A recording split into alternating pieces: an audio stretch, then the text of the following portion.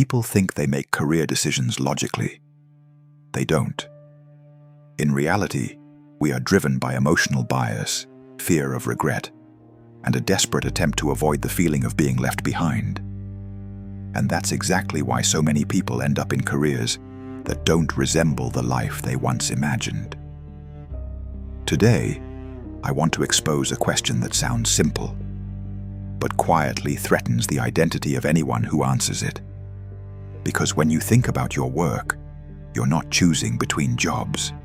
You're choosing between two versions of yourself, one you admire and one you fear becoming.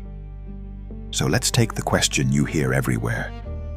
Work for passion or work for stability? Which is wiser? But let's be honest, that's not the real question at all. The real question is far more uncomfortable. Are you pursuing a life that excites you, or a life that merely protects you? Notice the tension. Choosing passion feels inspiring, but dangerously uncertain. Choosing stability feels safe, but quietly suffocating. Whichever side you lean toward, a part of you whispers that you're making the wrong choice. If you chase passion, society calls you irresponsible.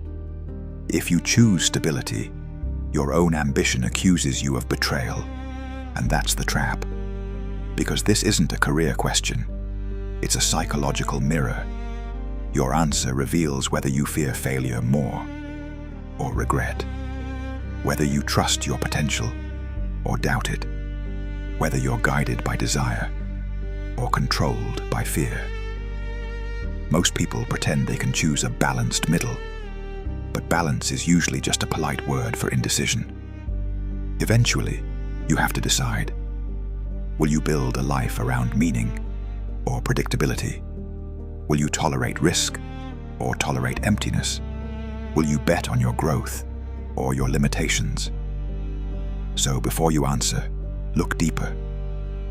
What you call a career choice is actually a confession about who you believe yourself to be. And now, I'll leave you with the question that matters, not to be answered quickly, not to be answered safely.